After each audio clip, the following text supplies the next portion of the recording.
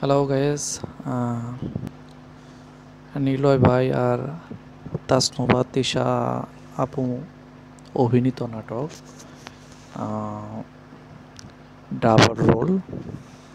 তো এটা রচনা করেছেন অনামিকা মণ্ডল আর পরিচালনায় শামীম জামান।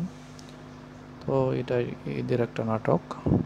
তো ডাবল টাইমিং, যেটাকে ডাবল রোল নাটকটার মূল কাহিনী হচ্ছে দুই ভাই যমজ।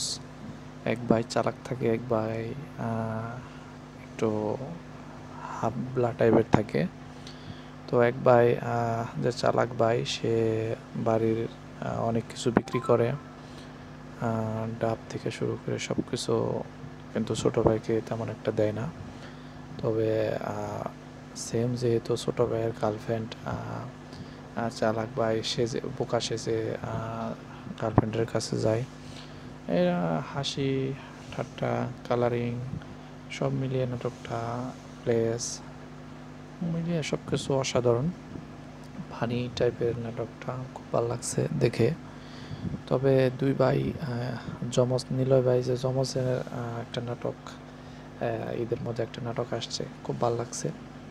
তো সেটা থেকে নিলয় ভাইয়ের যে অভিনয়টা, সেটা যারা ফ্যান ফলোয়ার আছে তারা দেখে বলবে যে না, আসলে নাটকটা ভালো হয়েছে।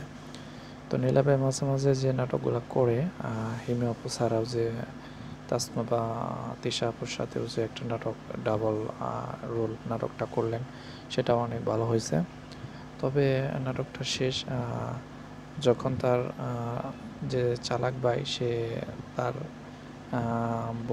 হাবলা হাবলা ভাইয়ের গার্লফ্রেন্ডকে ভালোবাসে, এর জন্যই ছোটো ভাইকে দেশের বাইরে পাঠিয়ে দেওয়ার জন্য চেষ্টা করে, কিন্তু পারে না, পরে চলে আসে। এভাবে নাটকটি শেষ হয়। ধন্যবাদ সবাইকে।